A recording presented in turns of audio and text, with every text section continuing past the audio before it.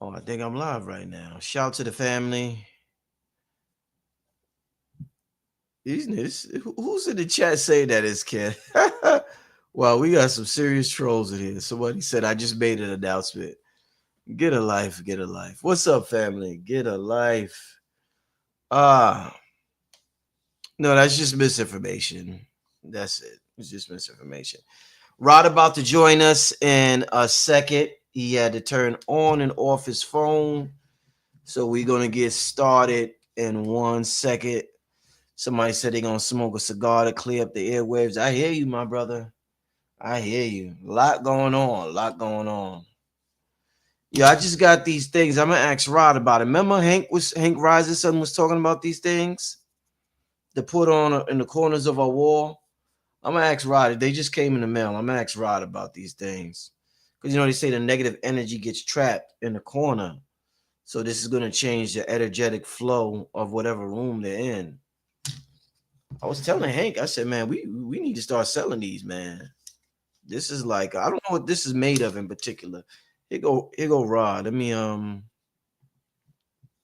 peace, Rod. You good now? Oh, A1, baby, I'm ready now. Indeed, indeed. All right, all right. Without further ado, ladies and gentlemen, the one, the only, the sick ape, Rod Hayes. Welcome back, Rod. What's going on, brother Rich? My phone is still doing What's it. that? That's an ape on your piece. What's that? An ape? Yeah, Well, that's fire.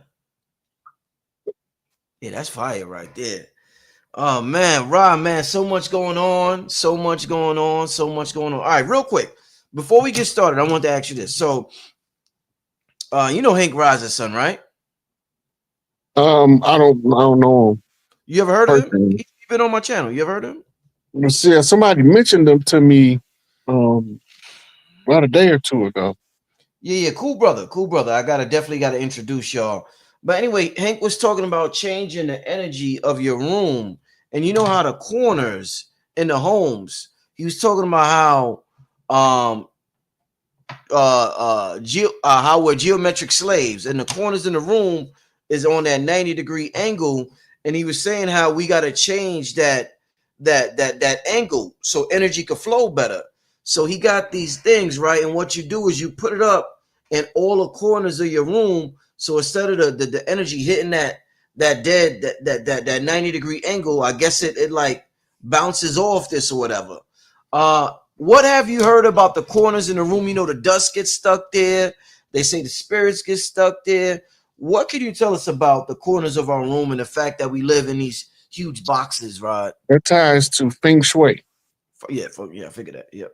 right? So, in the Asian tradition of the feng shui, it's about the flow of energy through the environment. Yeah. You gotta remember, a box is a geometric form and of a platonic solid.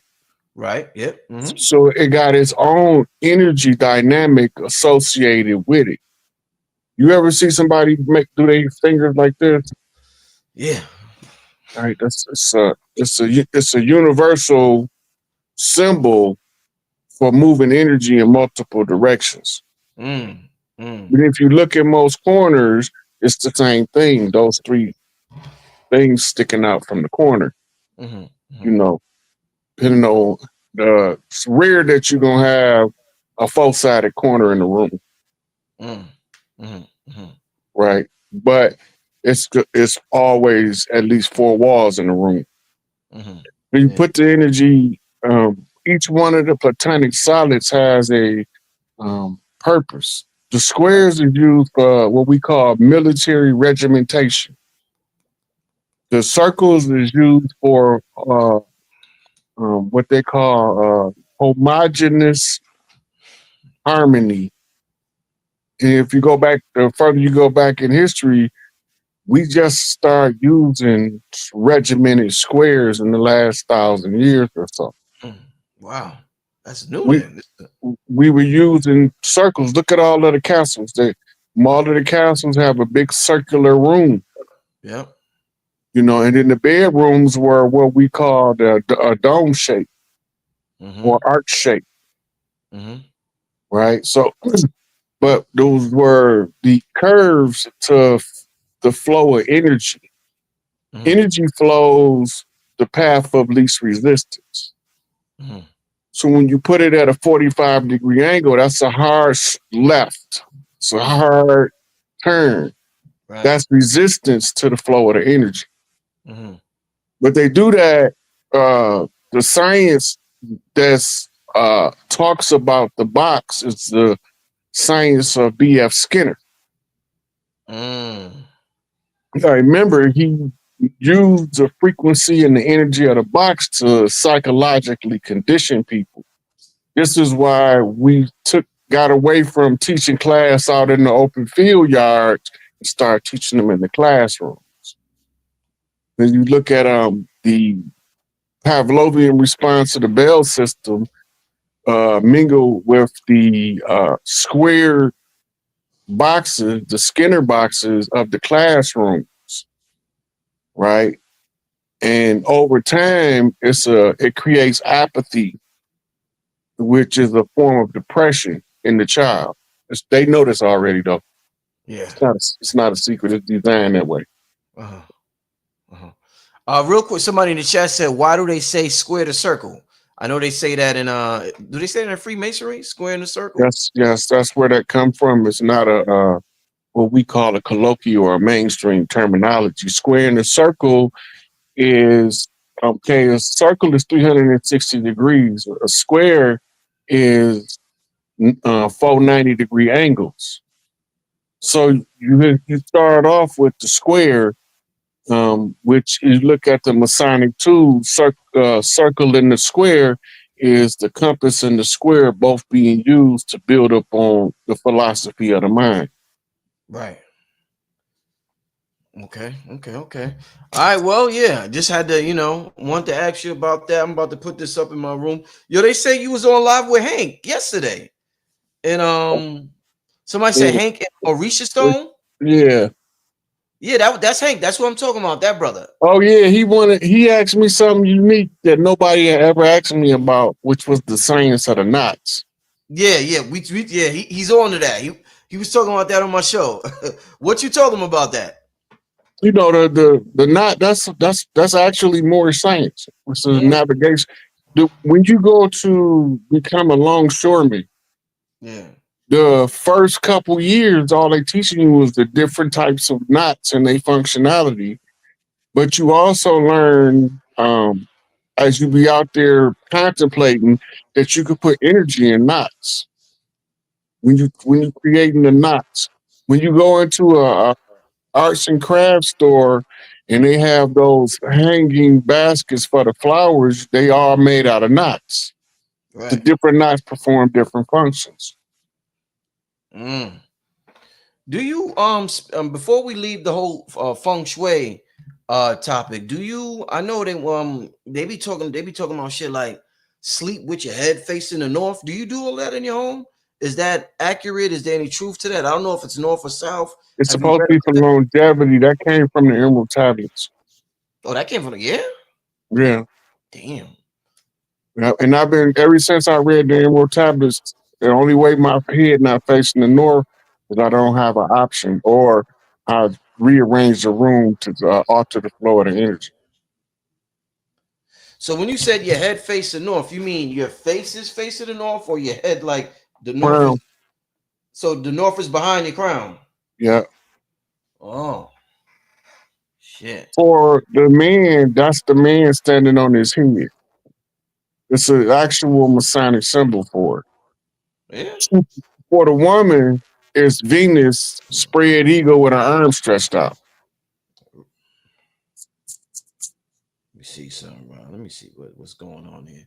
So, all right. So they saying my north, they saying is this way. So my head will have to be facing this way if I was asleep, right? Yep, the Creole crown Yeah. face toward the north. Yeah. But that's just to go with the flow of the energy of the planet. Right. This is the magnetic north is where your energy is being drawn toward. If Right. you put the energy pulling at your feet, it's pulling against the grain. Uh-huh. You ever had woodworking in school or anything? Nah, not in my school. Uh-uh. Okay. You ever look at wood and you notice that it has like a grain, I like know a exactly. string? Okay, Mm-hmm. now when you learn to work wood, if you sand across the grain, you actually make the wood rough. Mm, But if you want the wood to be smooth, you sand with the grain mm-hmm. and gradually work to a smaller and smaller grit paper. Mm-hmm. Right? You can't if you go across the grain, it's gonna always look damaged, scratched. Mm-hmm. But if you go with the grain, it's gonna always be smooth. Mm. So it's the same with energy, flowing the path of least resistance. Right, right, right. Yeah, this energy thing, yo. I was talking to Sharif. Oh, by the way, yo, you know what we gotta do? We gotta set up the next episode of spiritual therapy on Patreon. I'm gonna call Yeah, you. I'll probably call you tomorrow, and we'll set something up. yeah. Because yeah, I They had a definitely. blast on that one, Rich. Yo, they had a good time last month. They had a good time. That shit was mad fun. Let me show you something real quick. Hold up, because this is what Sharif about to bring this on the Patreon. We about to tap into some of this. What's this? How do you say this word, Rod? I, Psionics. I can't even see it. Psionics. Yeah, psionics. Psionic. They say refers to the use of psychic or mental powers such as telepathy and telekinesis, and is a concept found in science fiction, fantasy, and other media. It is distinct from magic, often framed as a power originating from the mind itself, sometimes described as an application or engineering principles to paranormal phenomena. Oh, right. When did the term magic get introduced? Is that like you know how they say Europeans just started calling black folks Indians, or Columbus started like they just be saying shit? When is that our term, or is that some term they came up with for a lack of understanding with what they seen us doing? Magic comes from the root megas. Megas is I think it's a Greek term. It's a Greek reference to what the Chemetics or the Egyptians call Heka. Right, right. I heard of Hector. Yeah, yeah, Yeah, Heka is the origin. Heka is the science of Tahuti yeah, that manifests creation before you. yeah. Right. So we start calling it magic as what the Magus done. The Magus were the priests, Okay. and the stuff that they did, the root work that they did, we refer to as magic when that language became a prominent part of rising culture. Right. Indeed, Like the indeed. sorcerer and the magician is the same thing, Same thing. Yep. and the priest. Mm, mm.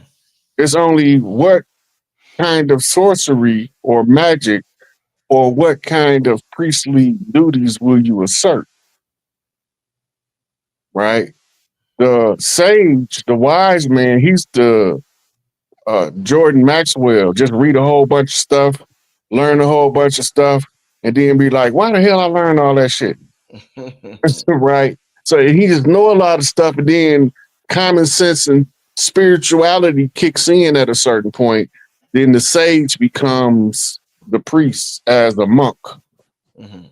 right? So you're looking at the spiritual development in the different cultures of the world over time, and they all overlap and interchange. Mhm. Mhm. Mhm. No, indeed. Um, in terms, shout, and I see King Simon in the chat.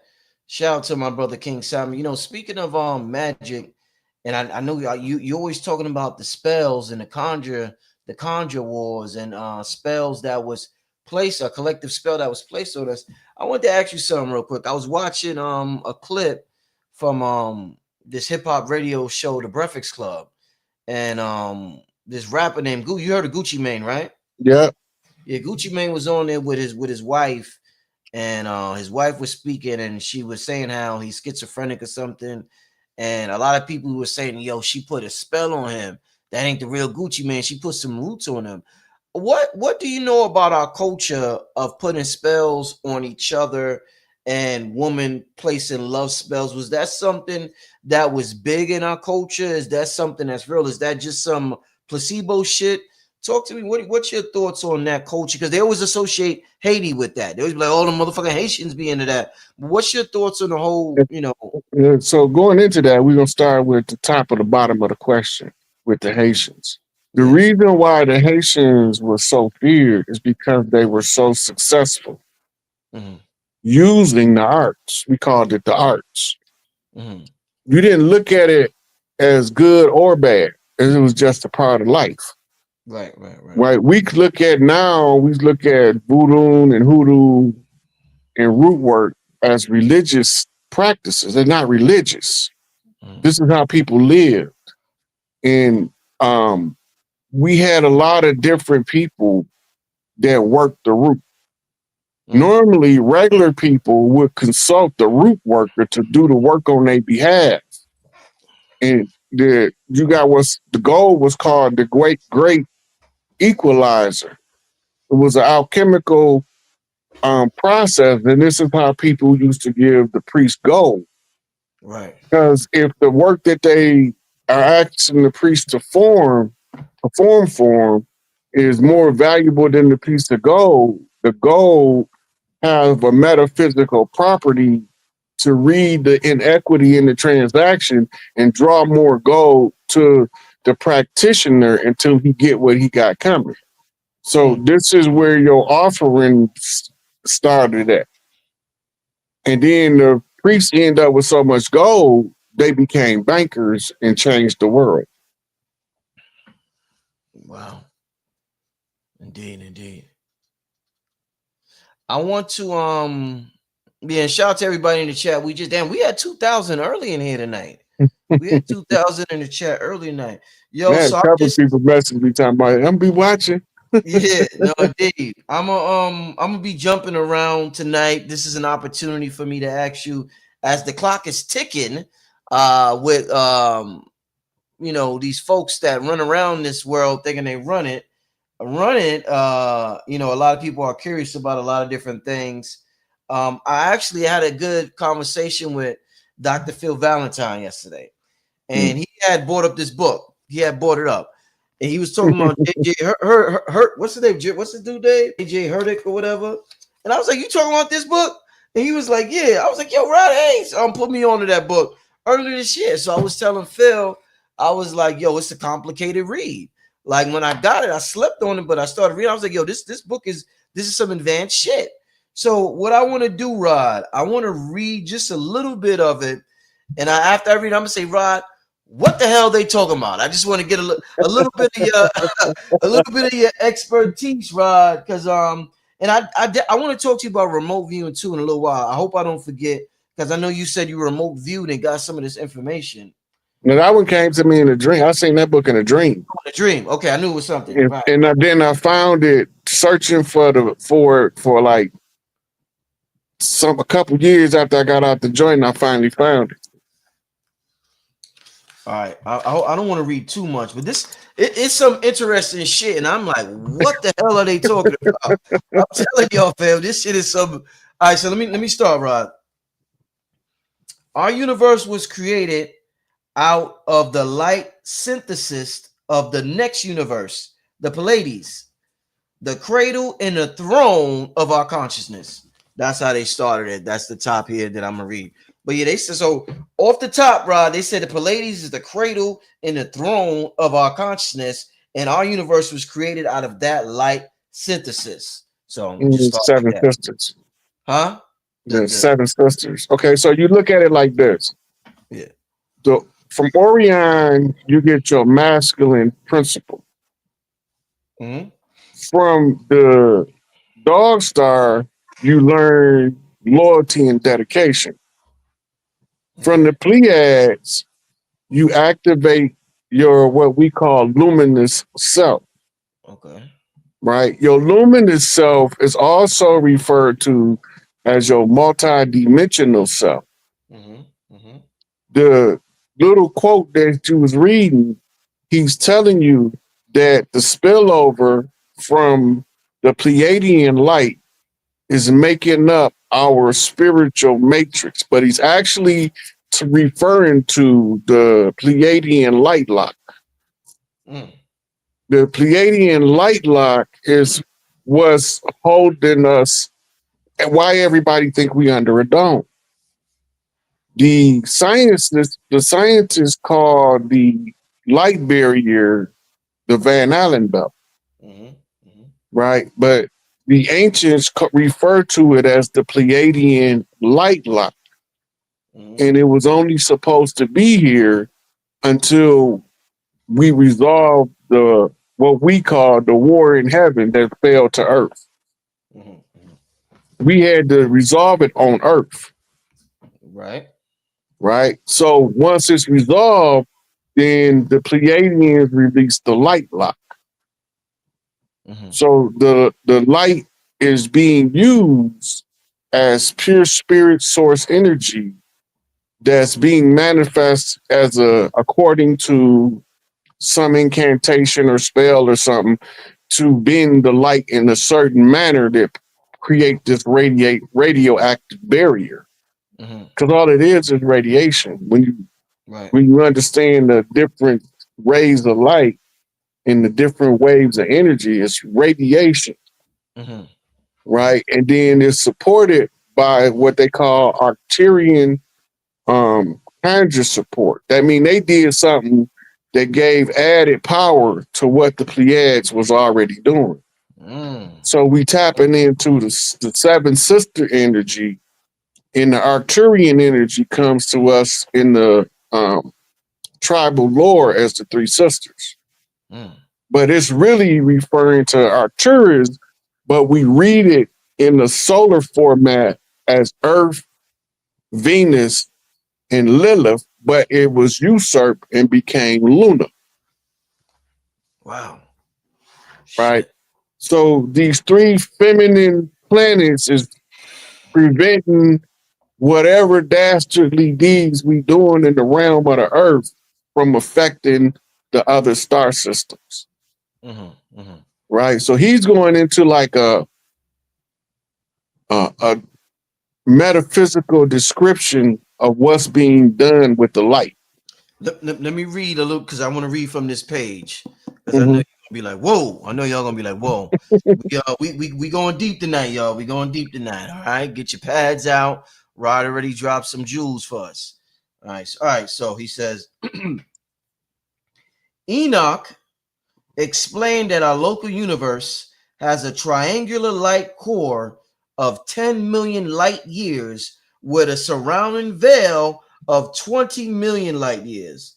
This veil consists of heat envelopes which form a biochemical testing zone necessary to divine life. The biochemical testing zone surrounds the core or central sun, known as the collab.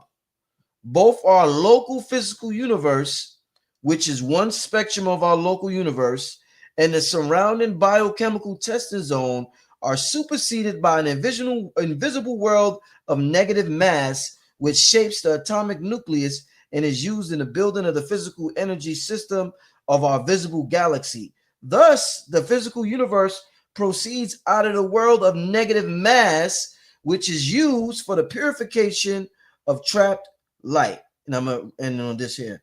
The blueprint for this physical universe in a world of negative mass pre-exists in the higher heavens and the star codes of Pleiades.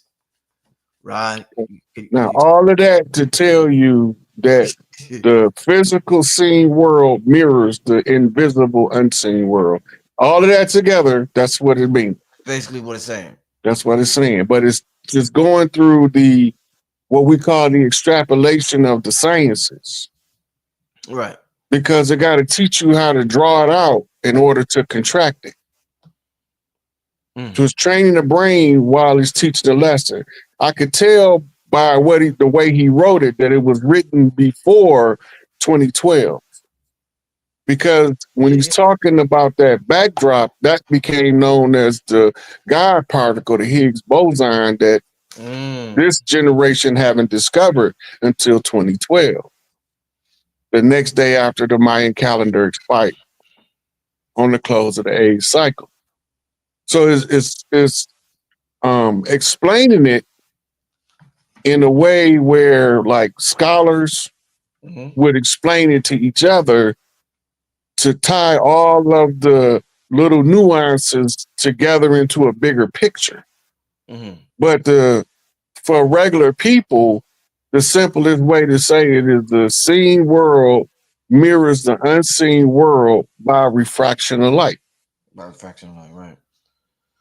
It right. Let me. You know how across the globe, there's like a brainwashing program. There's this effort to make people think people of color are inferior or whatever. They always have shit on television where they show us in these low states or whatever.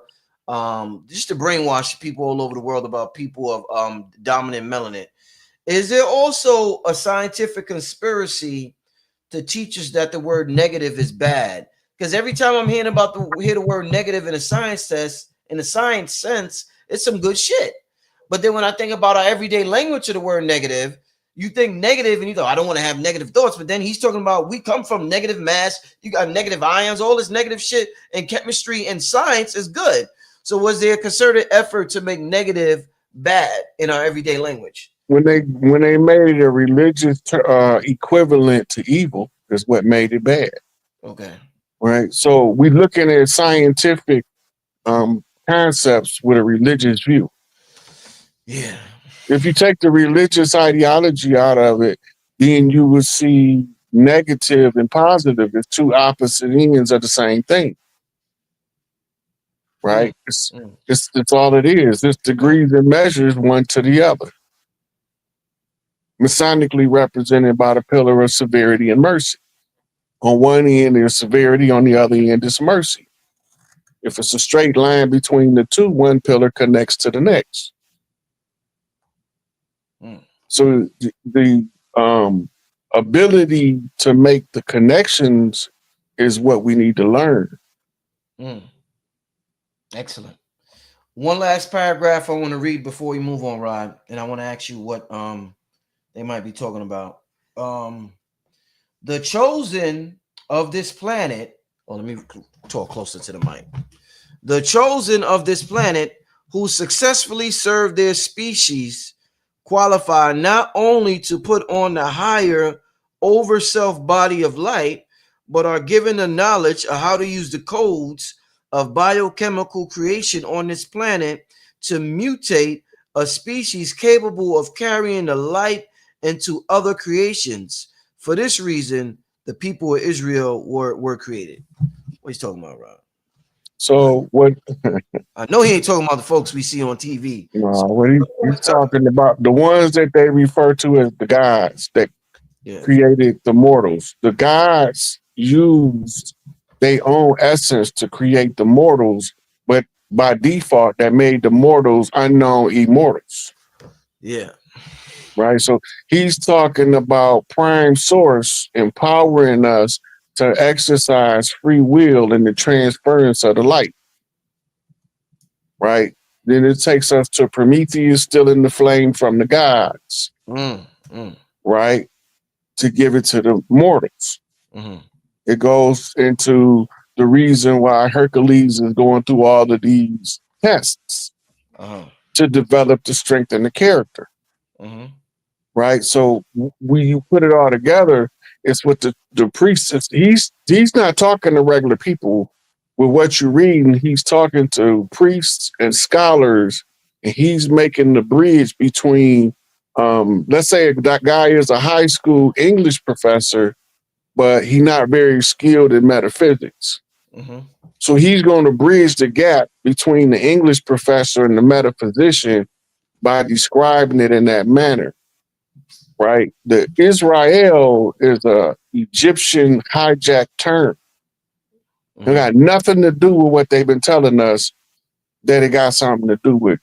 Anybody tell you that God made some people with nowhere to live and that they his special people got to be delirious, Mm, because all of us is where Mama Earth placed us at, organic to the land that we come from. We have the ability to traverse the rest of the world and visit with the other tribes. right. right? So this is why in a religious text it said we made you tribes and clans that you may know one another, recognizing the difference. When they exploit the teaching of the people, this is to manipulate the mind of the masses. Mm. So he's talking to people with higher levels of education than the people that we communicate with on a day-to-day basis. Indeed, indeed. Hey, and with that being said, with all this galactic talk, what's the latest update you got? I'm asking everybody who come on the show the latest update you got about the 3-eye atlas. I know you posted on your Instagram.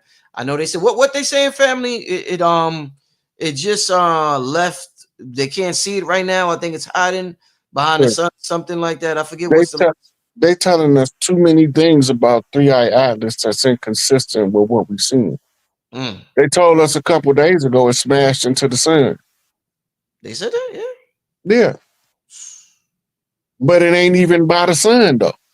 Even when they told us that, it wasn't near the sun. Yeah. So it's all the 3-eye atlas phenomenon is all coded information. It's all coded information. I don't even think personally, this is my opinion. I think that it's just being used to get certain information in the public, in your face, behind your back type deal. I don't even know if it's real Mm, because it's too many inconsistencies. First, it was a meteor, then it wasn't a meteor, then it was an asteroid, then it wasn't an asteroid, then it was a mothership, then it wasn't a mothership, but then all these other ships keep popping up all around it, but then they keep disappearing.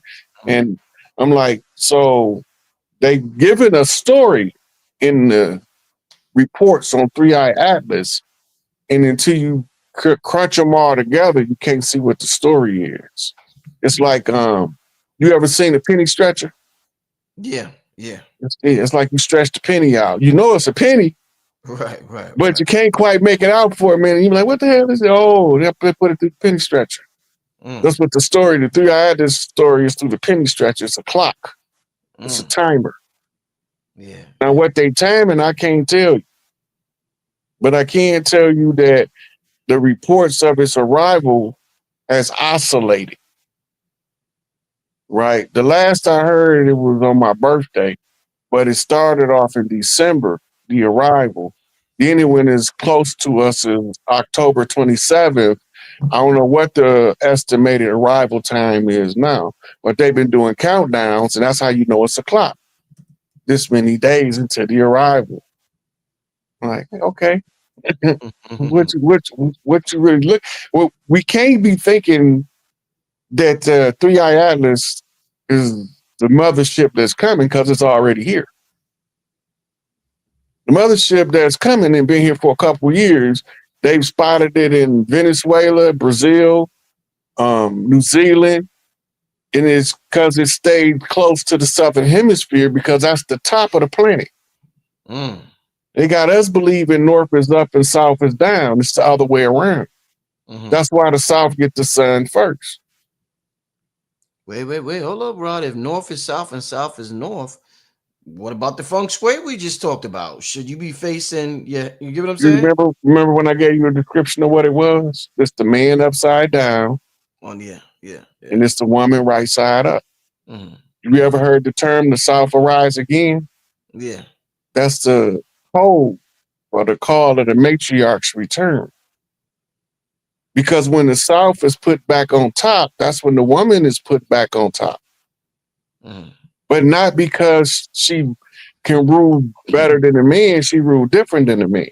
So we go from military, squared off, regimented designs of our cities back to the circle, the intrinsic circles to the center, Mhm. right? So you're looking at an era that's closing and one that's coming on. And because most of us in the 99 percentile don't remember past lives, we think that's the only life we ever had. Mhm. And because we think that's the only life we ever had, we can't recognize the signs that's the bleed over from past lives that tell us what we're looking at. Yeah. So we go with the narrative that the rulers gave us as the story. Remember, the victors write history and the ruthless control it, Mm-hmm. right? So they telling us how to look at the story instead of us tapping into our inner consciousness, which goes back to what you was talking about remote viewing, Mm-hmm. Mm-hmm. right? Because it's all about tuning in to your higher self. Mm-hmm. And then you have access to your higher senses, like your physical body have access to emotions. Mm-hmm. Your emotions is your navigation system. And you know how to read your emotions, it save you so many problems in your life. Right. And that's why people have what we call temper tantrums, short fuses, because they've never learned to understand that their emotions is a navigation system. Yeah. They're not supposed to dictate what you do. They're supposed to tell you what you experience. When you're not in the physical body, you don't have emotions. It's pure intellect. Then when you go to your higher self, now you are not only intellect, but divine intellect because you have access to what we call non-local information of time, space, and beyond, right? The remote viewing program is a system that they found. It's the same system of tarot reading, I Ching reading. The practice of learning it is calibrating the mind to translate what you're seeing into the vessel that you're using. So you start off as a person sitting in the living room, but the mind is not restricted by the body. Mm-hmm. This is how you know that when people tell you we in the soul trap, they lying. Mm-hmm. If we was in the soul trap, we wouldn't be able to astral travel or etherically project. We wouldn't be able to allow our mind to remote view other locations because we would be in the soul trap. Mm-hmm. If you can do any of those things, if there's another soul, you can communicate with it. Mm-hmm.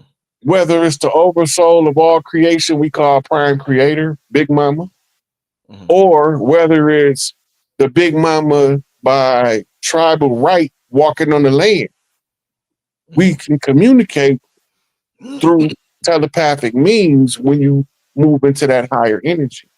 But as long as you think person, place, or thing, they got you locked in a triangulation. That's what the 3 points of it are, triangulation.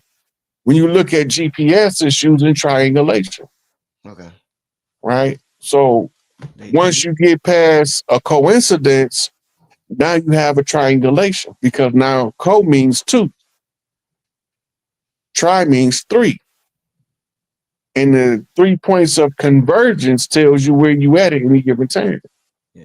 They just said that in the book. They said our local universe has a triangular light core of Mhm. 10 million light years. Yeah. So he's telling you, just like the microcosm, macrocosm, Right. right? Just like you take you 10 minutes to walk to the store, there's a version of you that's taking 10 million light years to walk to the store Mm-hmm. Mm. because it's Yo, non-local. Rob, what I ain't gonna ask that. I ask that later. Um, you was talking about remote viewing when we mentioned the 3 eye atlas. They kept mentioning Mars a little while ago with the 3 eye atlas. I Mm-hmm. remember I had Dr. Wesley Muhammad on a couple of months ago, and we was reading some of the papers on remote viewing from I think when they first started the program, and one of their top remote viewers they ever had was remote viewing. They gave him like coordinates, and he remote viewed the Mars. And he was talking about how he was seeing these shadowy figures, and in that community, shadowy is code word for black. Um, Tell us a little bit about the history of black people in Mars. There's been so many different stories I've heard, whether it's Bobby Hemmett, whether it's the Moors, whether it's this person. What can you tell us the history of blacks and this specific planet, Mars? Look, there's 7 major planets in the solar system. There has been a time in our history where we have been to every one of them, Every one of them. every one of them. But Mm-hmm. remember, These brown bodies is only about 2,000, 3,000 years old. Mm. We were shades of olive and green Mm-hmm. Mm-hmm. and marine blue, Mm-hmm. right? Those colors has changed because of the chemical composition of what we made of has changed. Mm-hmm. We used to breathe ozone as our primary oxygen source, which is a double oxygen molecule. And we used to be under the ozone used to be all the way on the ground, which means higher pressure, Mm-hmm. right? And the combination of the two and the way that we are attracting sun at the time, we growing colossal in size, Mm-hmm. right? But now we smaller. We no longer have what we call magnesium copper conversion. Now we have iron copper conversion. And Mm-hmm. iron rusting gives us our shades of wheat, Mm-hmm. which takes us to the Popol Vuh, the Mayan Bible, as they call it. And they tell you in there that man was made from maize. That's what they talk about. The different carbon tones. Mm-hmm. But if we take our iron and substitute it for magnesium, our blood would look like chlorophyll, Mm-hmm. Mm-hmm. you know. So we've been through so many different cycles. We change the rules at every new cycle Mm-hmm. because you got to write a new history. Listen, we eternal beings. That's Mm-hmm. important. Mm-hmm. We living for eternity. It's a long time, Rod. What the hell we supposed to do all that time? Figure some shit out. So we break life up into 100-year segments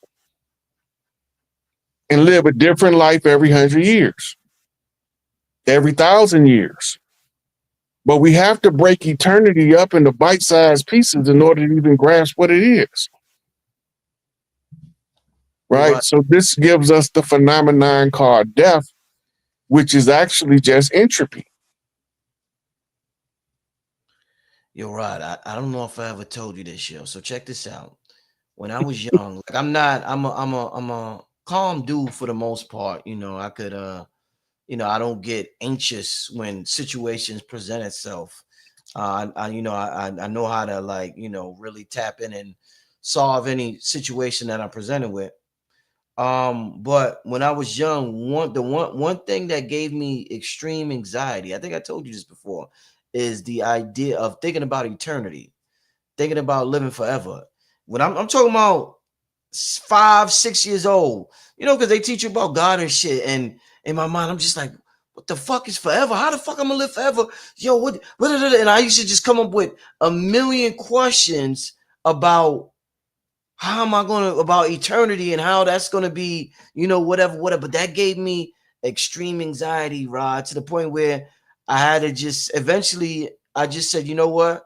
I'm going to stop thinking about it and, whatever happens, happens. But there was a couple of years when thinking about eternity, some weird shit gave me extreme anxiety, man. So when you said that just now, when you was like, we eternal beings, I'm like, oh shit, I had that thought again. Yeah, I got that's triggered, Rod.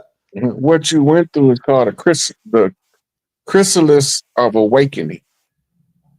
Before you can realize your immortal, eternal self, you first have to come to terms with your physically mortal self. Mm, You got to come to terms that you're not going to always be in the body, right. right? But how you perceive the body is where the anxiety comes from. It makes you agitated. Yeah. That what we call adrenaline response to a concept or idea floods the body and then looking for the threat, and the threat is absence of knowledge. Mm, mm. As soon as you start to understand that outside of the physical body, we don't feel. If we came into this life on 3D Earth and we felt stuff and we loved genuinely and we was able to experience genuine love, we get outside the body. Mm-hmm. Every emotion we felt, every anger, we celebrate that stuff Mm, mm. because we had the opportunity to be more than intellect, Right, right. right? We had the opportunity to experience success and failure. When you a God, you don't even know what the hell failure. You have to create failure in order to even know that failure exists. Wow. But when you mortal, you have to stop Wow. being scared of failure in order to find success. It's just the opposite, Ain't that some shit? right? This size above, so below, but it's a mirror. 6 on the ground look like 9 in the sky. Mm-hmm. 9 in the sky look like 6 on the ground. Or you can flip it, depending on the angle you looking at the 9. Is you looking at it from the top or the bottom, Right, right, right. right? So it's perception. Yeah. Your whole life is predicated upon whose perception do you accept to tell you what life means. You're supposed to read all them books, not for the sake of reading books. It serves two purposes. It allows you to have a glimpse in the perspective of somebody else, be it fiction or nonfiction, right? Then it also allows you an opportunity to exercise the brain like you do weightlifting for the body. Right, right, right. When you hear them talk about like Dr. Ben, Dr. Clark, they call them, those were intellectual giants. They wasn't born that way. Mm-hmm. They had to work out. They had to exercise that man, shake anti-Diop, Yeah, right? yeah. Amazing scientists. Amazing. Don't nobody even know that he was one of the pioneers in carbon-13 dating. Mm. He was, then he went on to take it further and came up with other types of dating systems based on the decay of elements, Right, right. right? Why do the elements decay? That's Mm. entropy, right? From chaos they came, and to chaos they return. Only way you can avoid the entropy is you have to reach what we call absolute zero, where you gain no energy, lose no energy, Mm-hmm. right? Or you burn the exact same amount that you consume. There's no loss. As soon as the energy beginning to be lost, them opinions, Mm. it sets in entropy, Mm-hmm. right? When you understand the reason why you have fear, it's telling you where you need to be educated. Mm-hmm. If you're scared of hell, find out where it came from. Is hell really there? Did man's mind invented hell out of his paranoia, Mm. right? Is heaven really there? Or did man have grandiose delusions of a potential utopia and wrote a story about heaven, Mm-hmm. right? You can live hell or heaven on earth.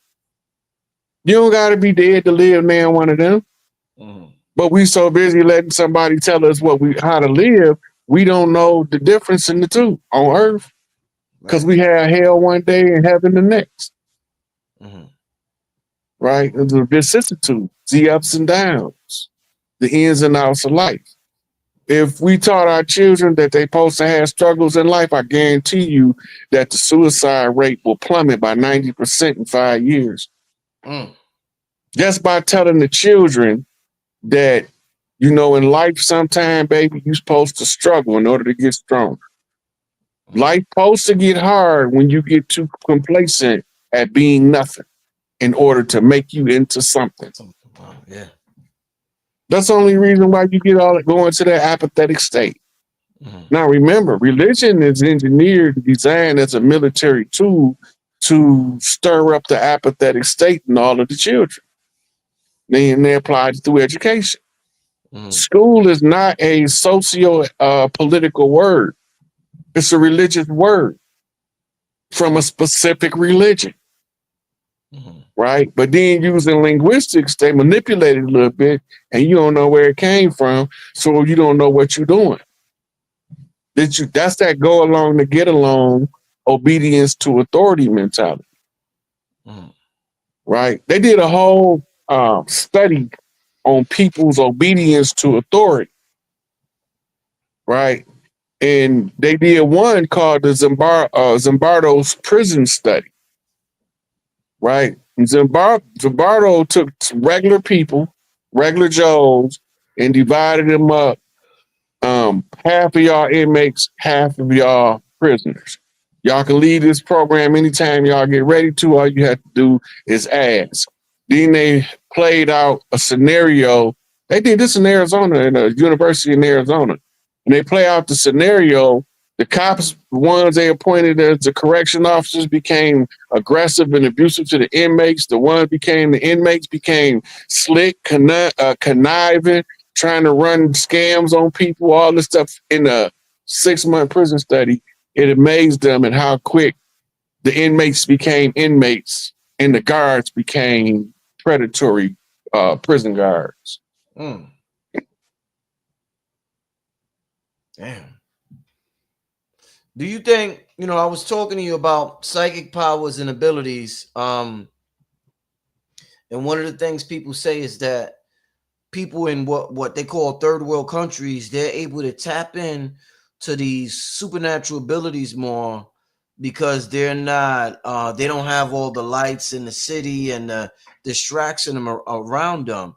Do you feel as though when you were in prison, were you able to tap more into certain abilities because you didn't think about rent, think about a goddamn avocado that costs $3 if it's organic? Was your ability to tap into these latent things that they talk about, it was it more prevalent in when you were locked up, Rod?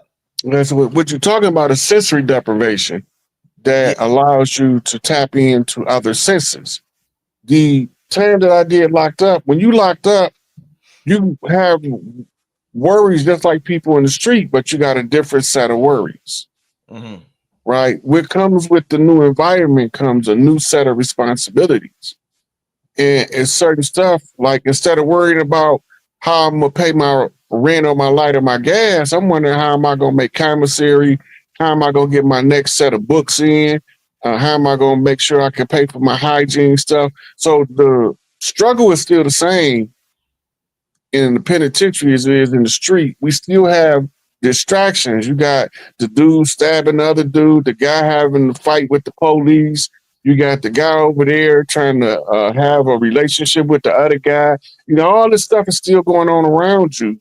It's just in another world. It's in another structure or reality that still have to give you something to keep your mind focused on. And to restrict you from being able to tap into more consciousness. But the thing is it's not necessarily third world countries, because if you go down to people that live in the rural countryside, we be sitting on the porch, they'll hear something way out in the field, and you be like, what are you talking about?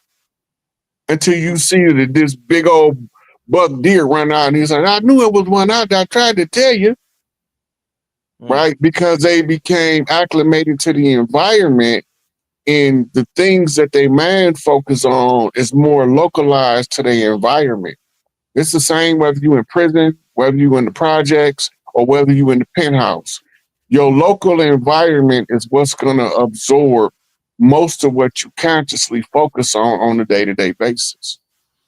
You can always have some kind of concern about the local environment around you because that's your area of control. So the circumstances might change, but what draws the attention of the mind is what matters. When you more out into nature, more stuff nature related sink to your mind. That's why Dr. Doolittle could talk with animals. He lived on a ranch. Mm. Mm. Yeah, man. That's some serious stuff.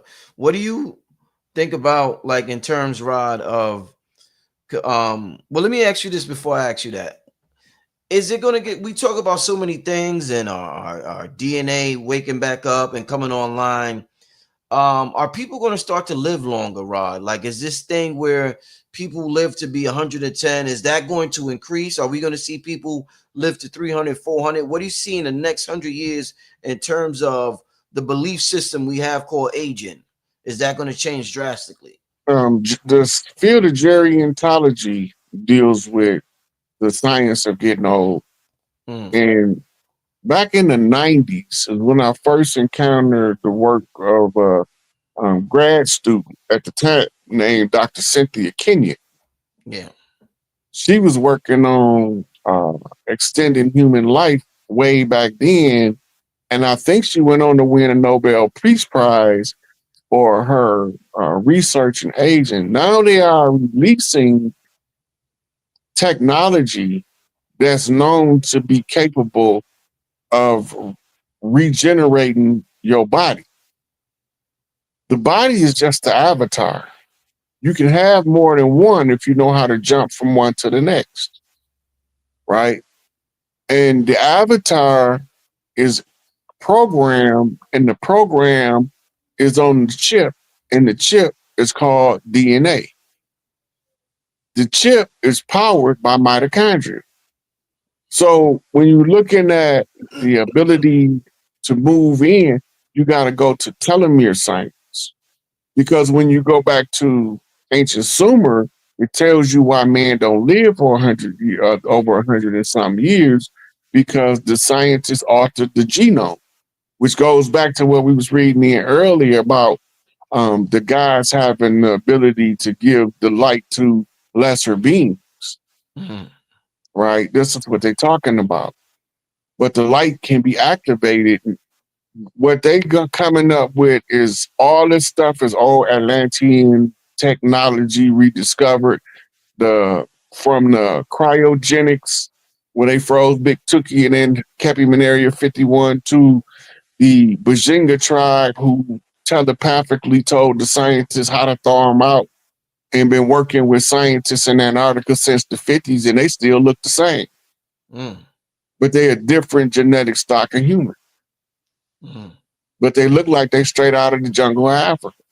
And Right. then they tried to tell us this fairy tale that they captured some Africans, turned them loose in Antarctica, and they just became nomadic giants on the land, knowing everything to do.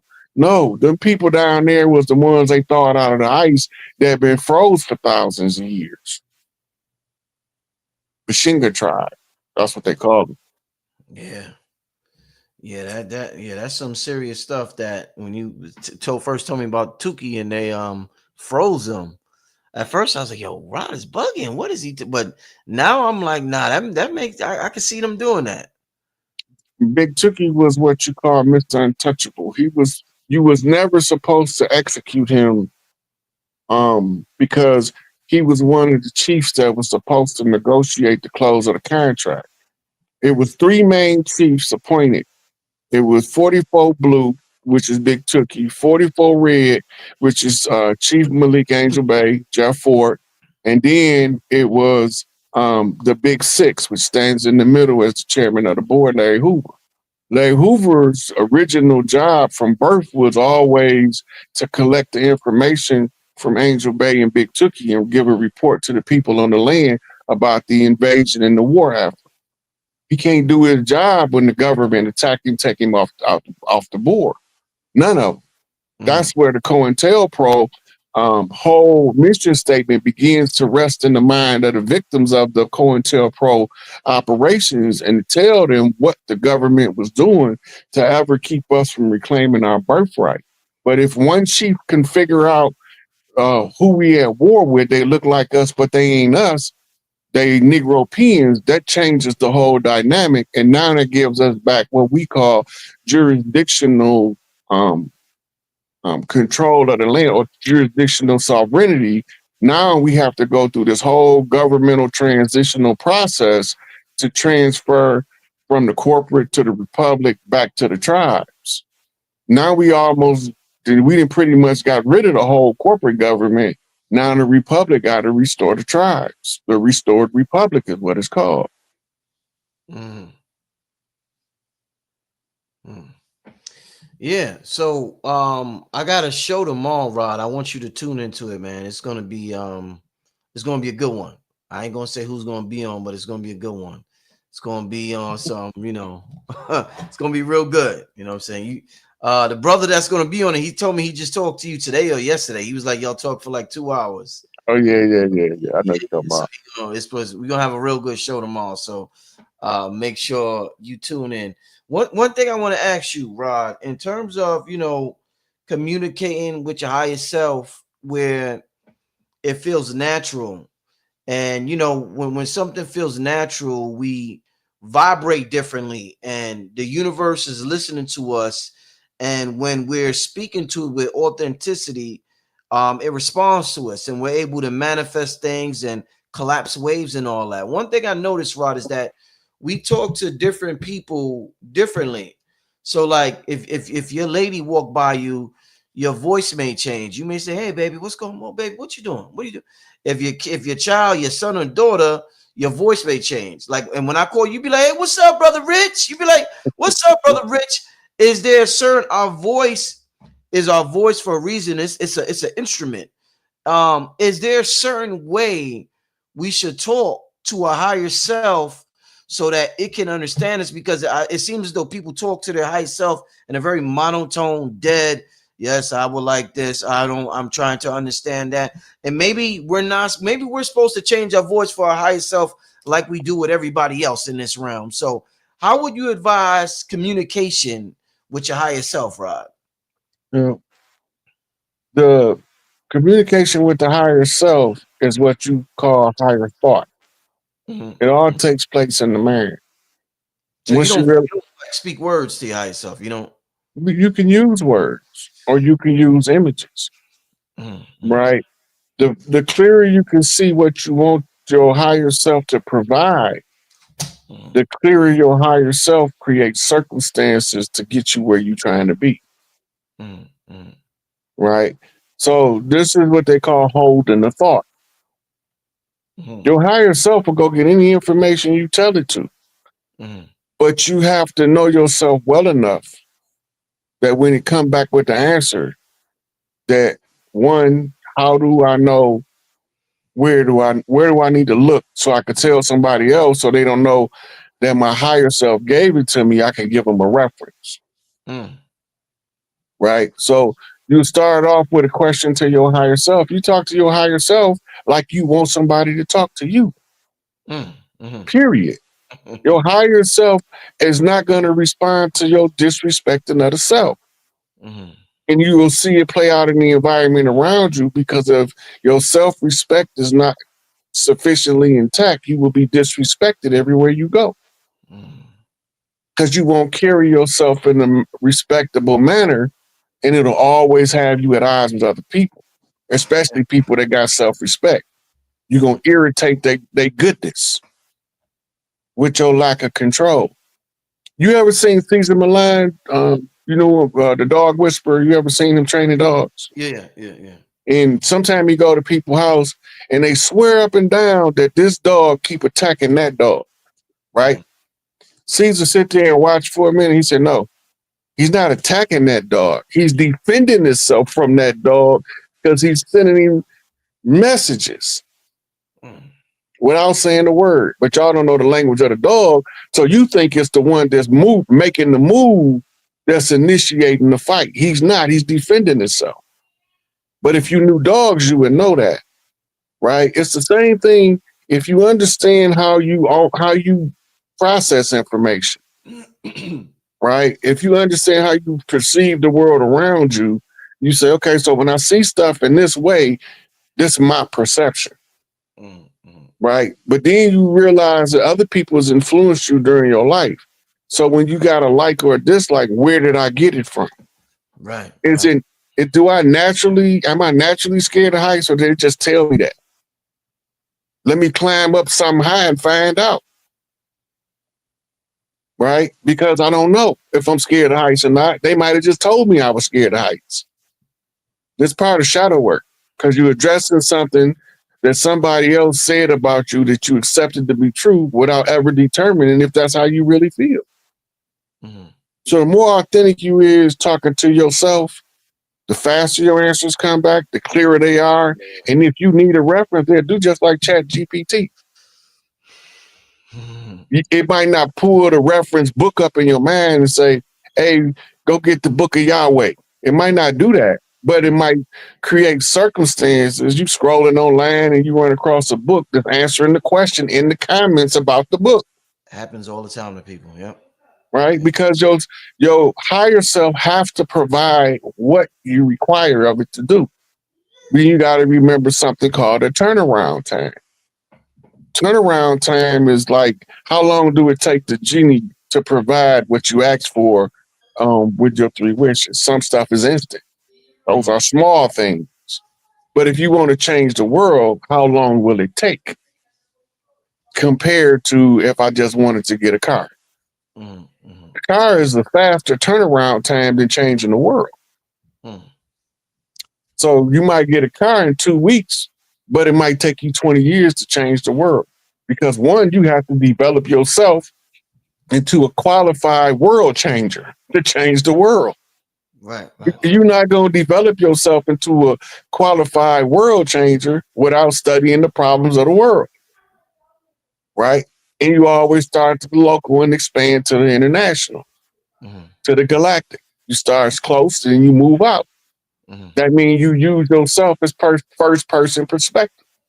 Mm-hmm. But don't neglect to say what do it look like from the second and third person perspective. Because now you triangulating with your mind how to get to the destination.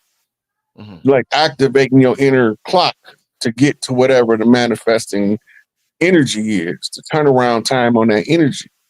So the bigger the thing you ask for, especially when you're doing it by yourself, it's faster if you got half the world wanting the world to change and they all studying changing the world at the same time. It's not going to happen that way because it's not that many people that is not so caught up in the humdrum of their day-to-day life that they can even give a fuck about if the world changed or not. Mm-hmm. Most people don't care as long as they can eat. They got clothes on their back, food on their table, and a place to sleep. They don't care if the world ever changed at that point because their creature comforts is met. The Mm-hmm. people that want the world to change is tired of seeing people sleeping in sleeping bags at the bus stop. Mm-hmm.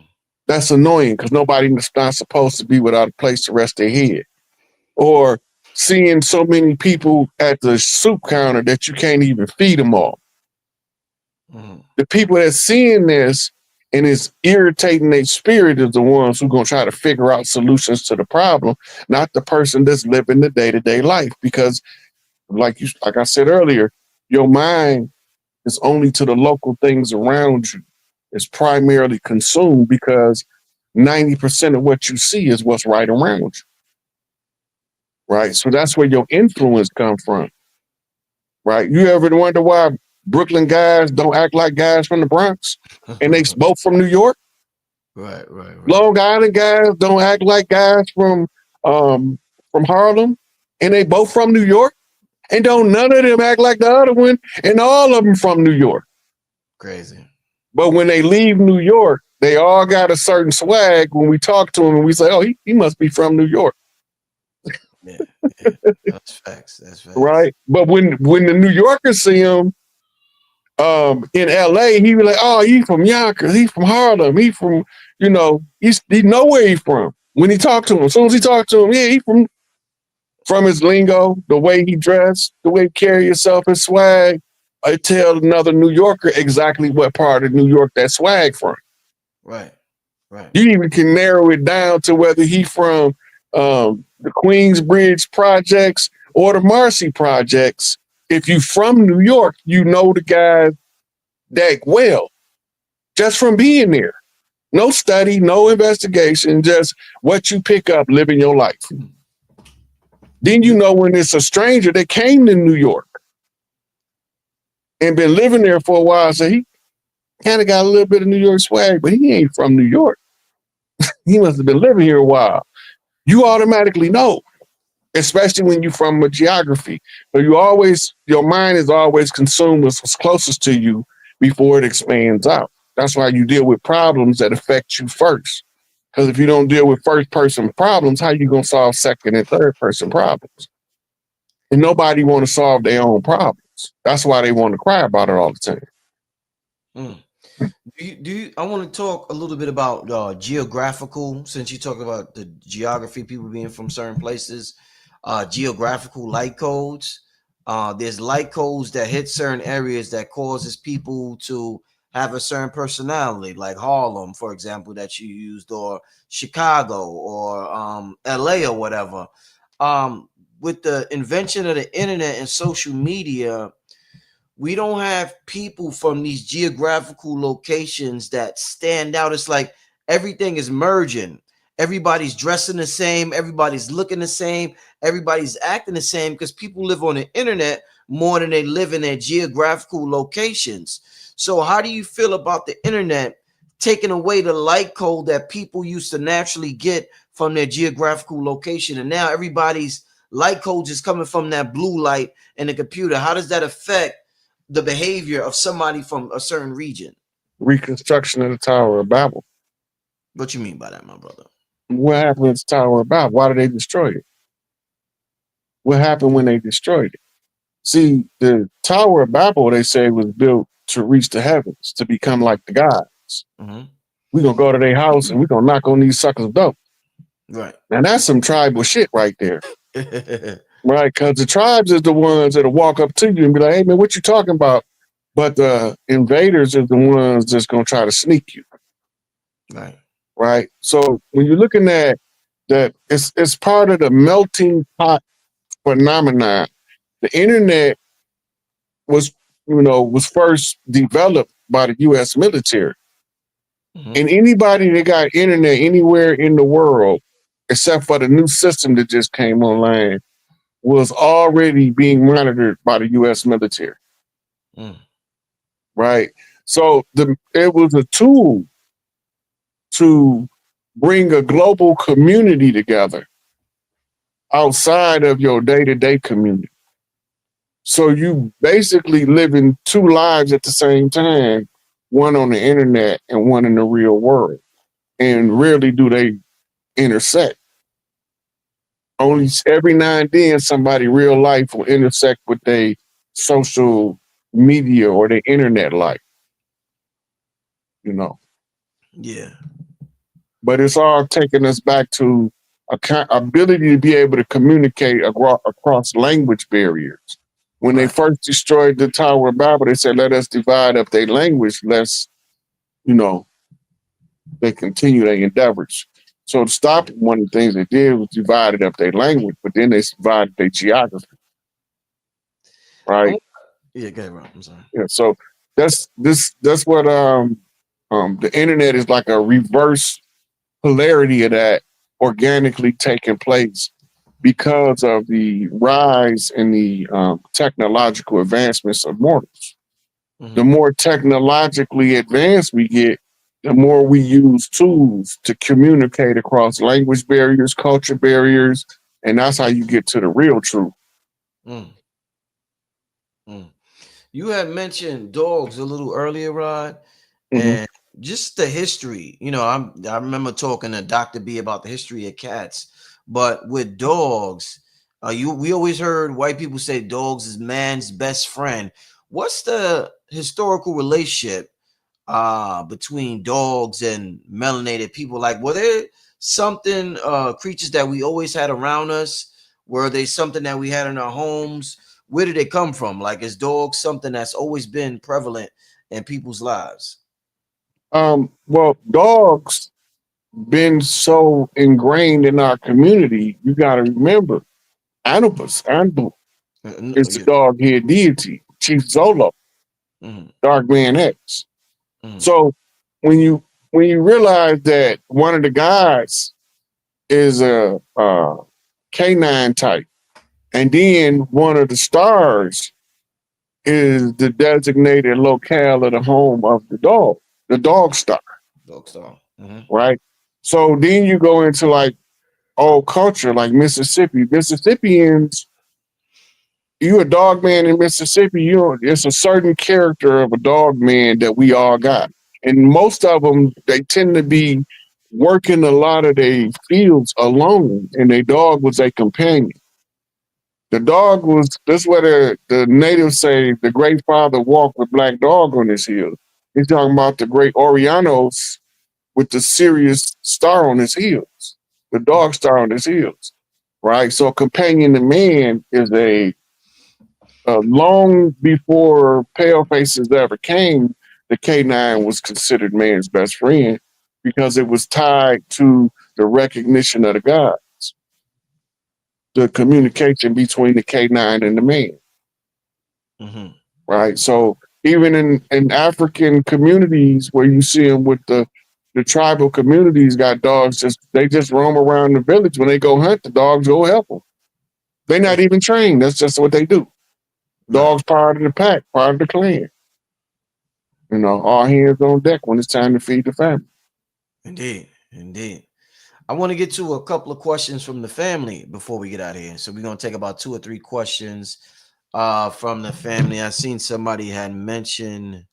Hold up, give me a second. Let me put the brother's cash app up on. Hold up.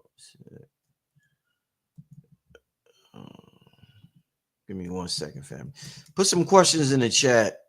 In the meantime, uh, yeah, I'm gonna post Rod Hayes' cash app for those inquiring about it. It is in the chat. I know a lot of y'all know it by now. The Sick Ape, capital SIK, capital APE. You want to support this brother, show the brother some cash app love. This is the best way to do it right here, family. All right. So let's talk about this whole Doomsday thing. So I seen, let me go to Instagram real quick, y'all. And let me go to Rod Hayes. Hold up, y'all.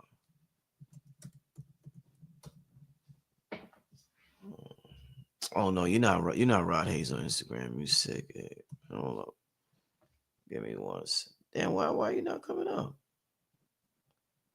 I just seen you on here. All right, there you go. All right, let me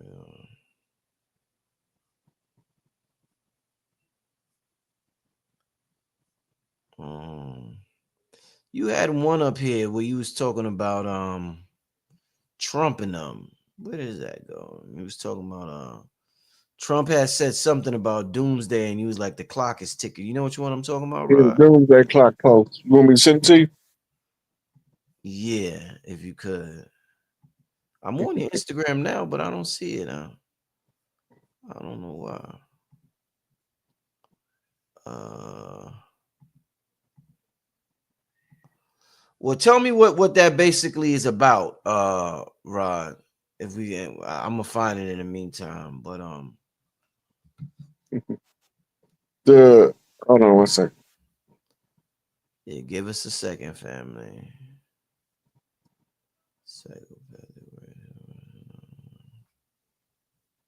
Oh, here you go, right here. Okay, I'm gonna send it to you so we can just review it, Yeah. and it'll be a lot easier that way. Okay.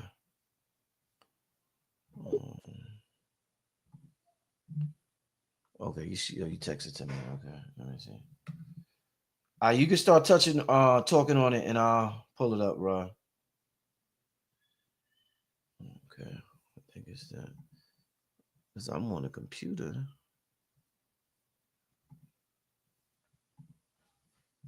right here. All right.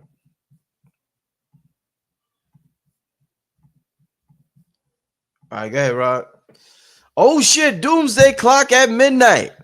I'm like, and then you wrote the Doomsday Clock, a concept of disclosure that measures potential for the final conflict of humanity, a final collapse of a system of fraud and deception to revive the ancient bloodlines. We are here en masse to return to harmony under Libra to restore balance and harmony to Earth. Boom. Donald John Quavius drops a video of a doomsday clock marking midnight D-Day. D-Day is upon us and restoration is at hand. Know thy enemy, know thyself, and victory is assured. Wrote Sun Tzu in Art of War. Study to show thyself approved. What's going on, Rod? What you meant by this, man? Okay, click through the slides Right. because it's gonna show you what I'm talking about. Now, if you watch this video right here, Mm-hmm. um, I forgot what the event was, but that night he posted this. But if you look for the clock, look at the time on the clock.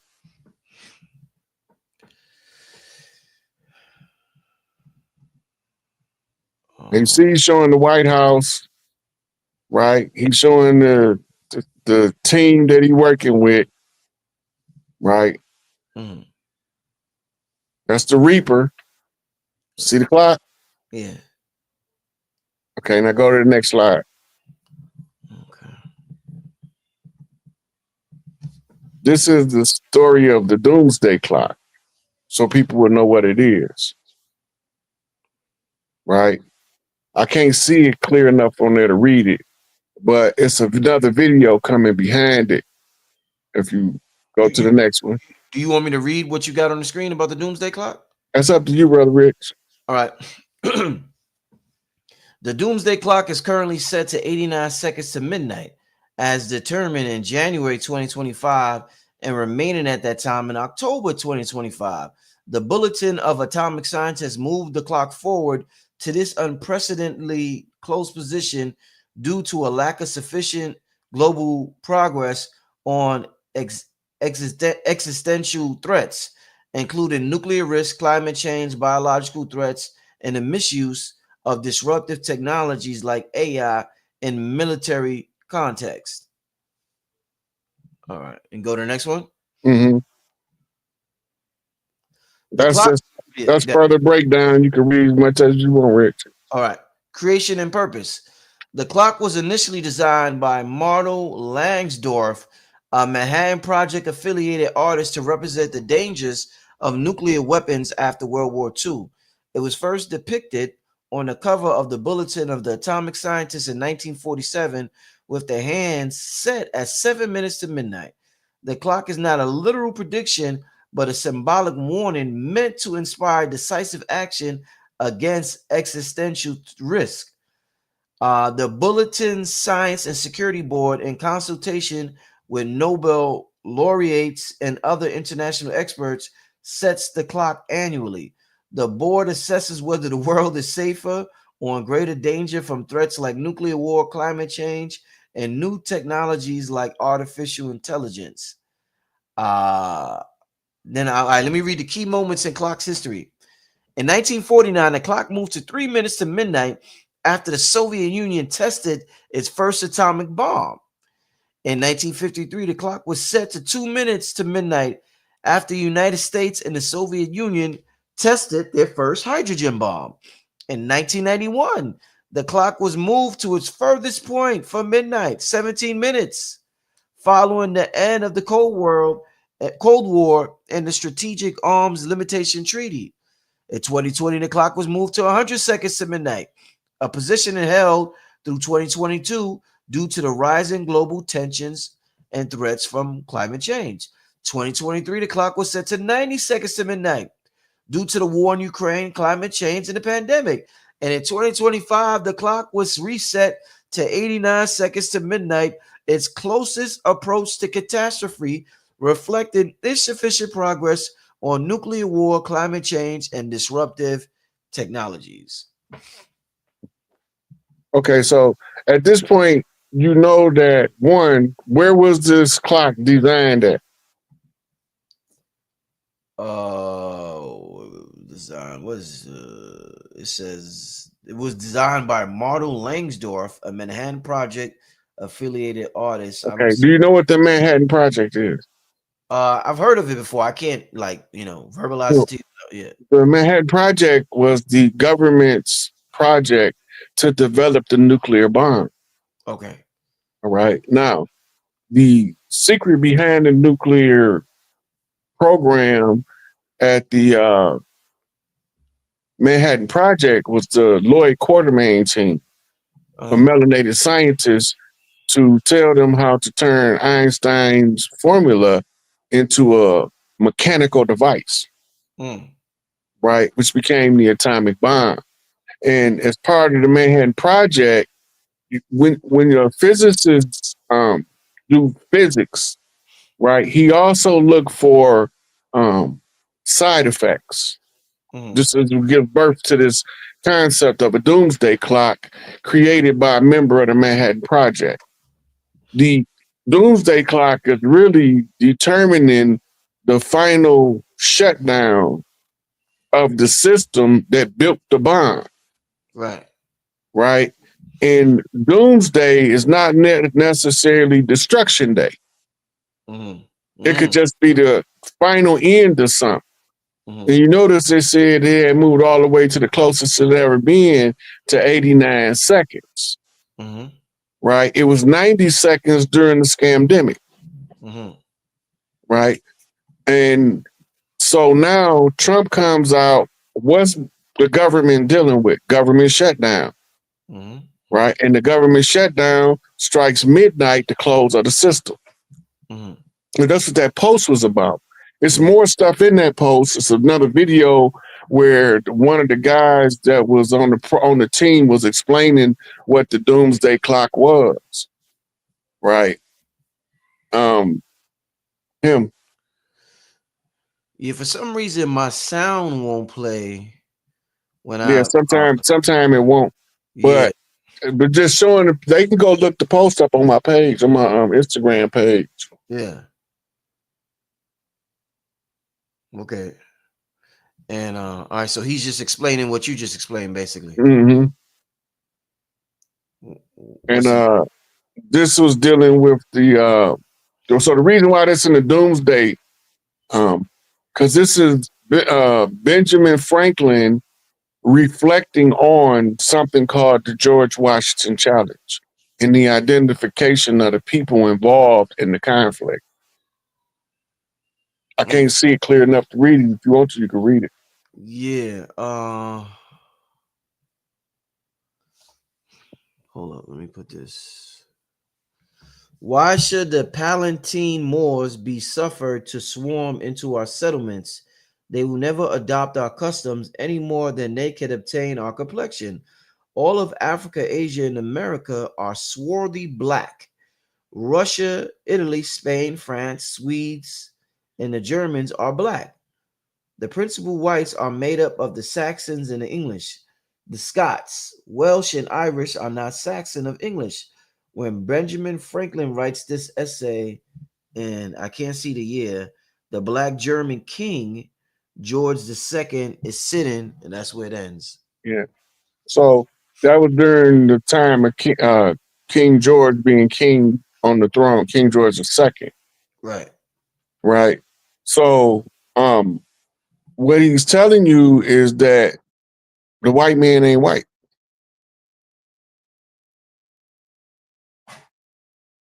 which ties into this conflict of the system.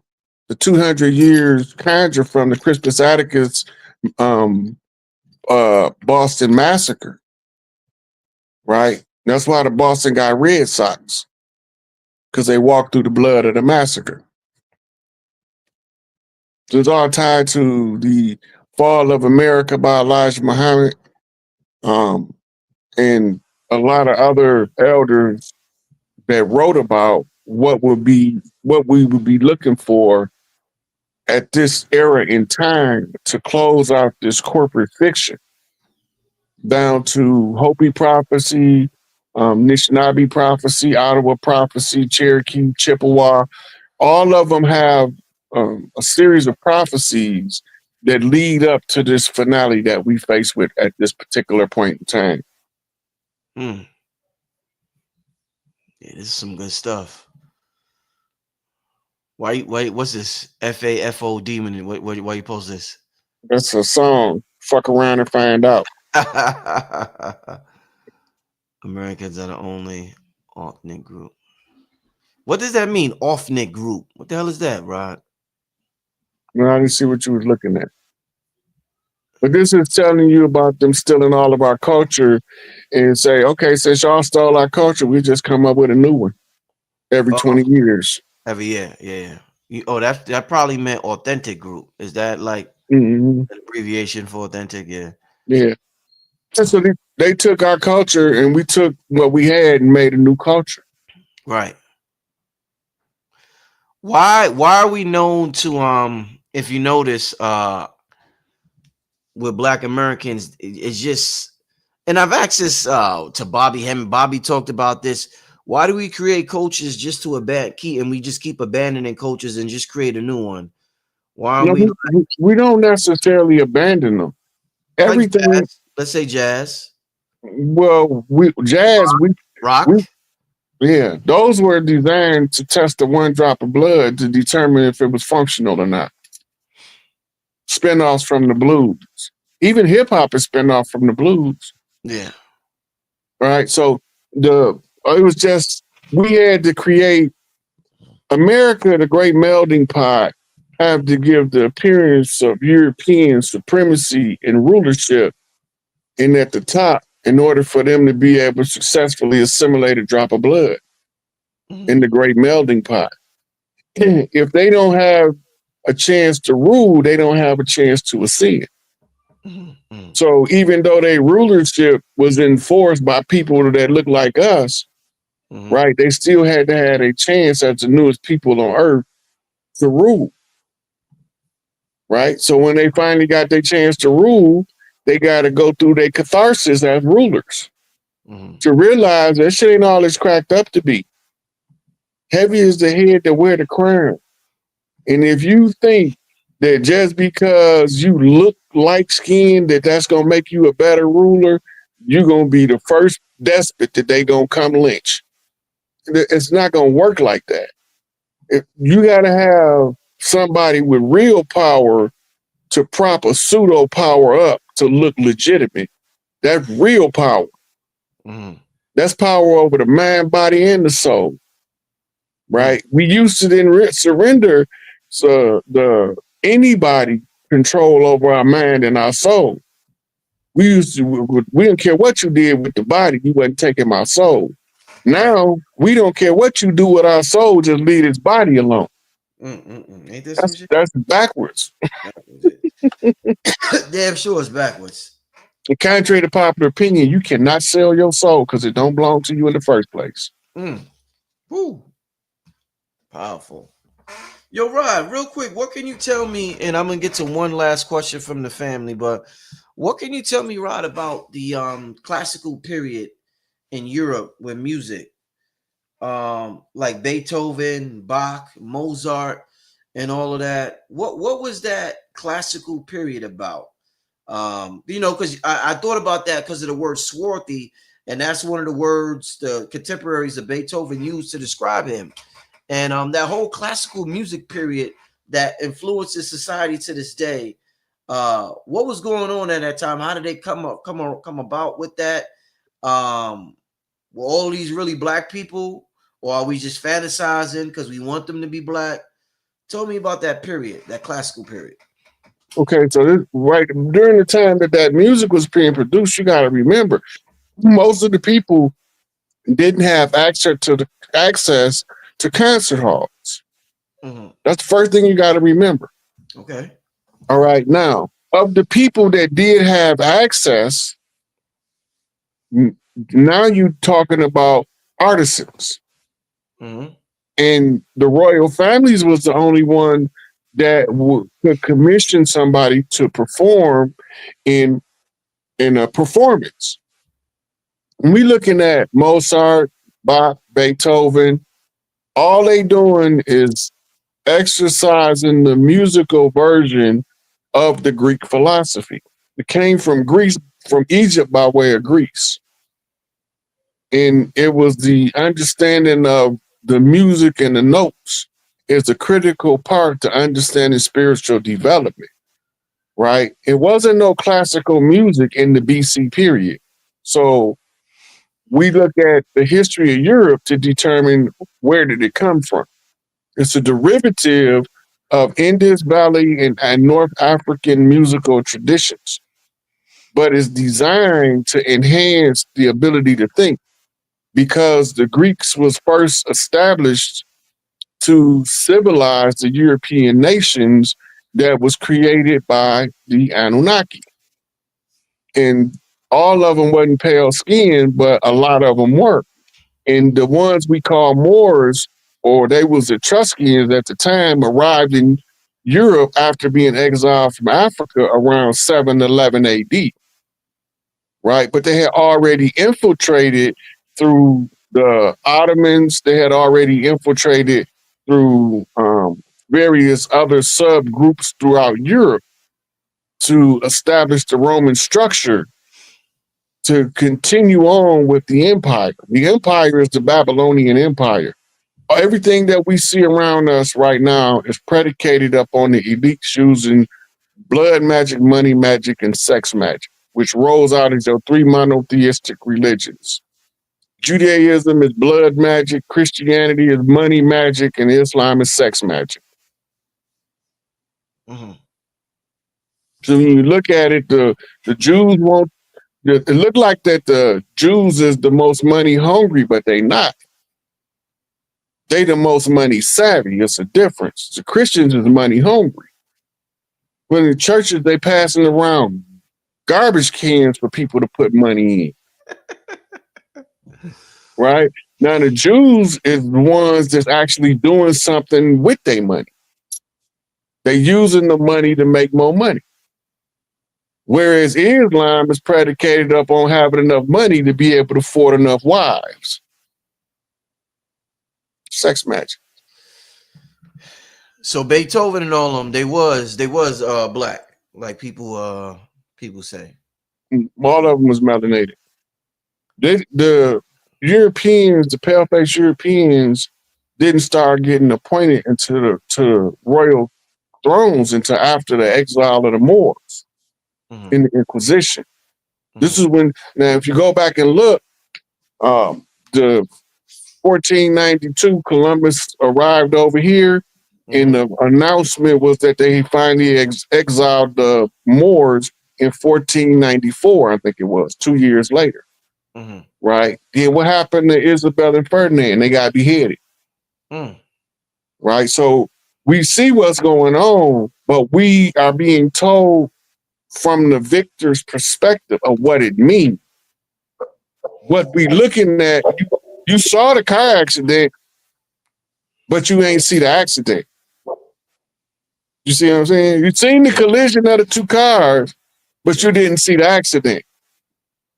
Right? So now they got you looking somewhere else for the accident that you just watched.